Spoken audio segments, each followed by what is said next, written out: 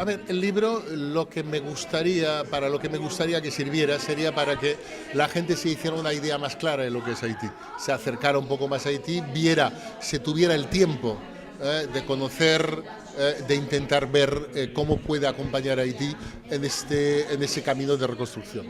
La tragedia impactó tanto que despertó o sacudió las conciencias, hizo que la gente tuviera ganas, o por lo menos, aunque fuera por un momento, de decir, bueno, hemos de ayudar a que la situación, a que el país no se hunda, ¿no?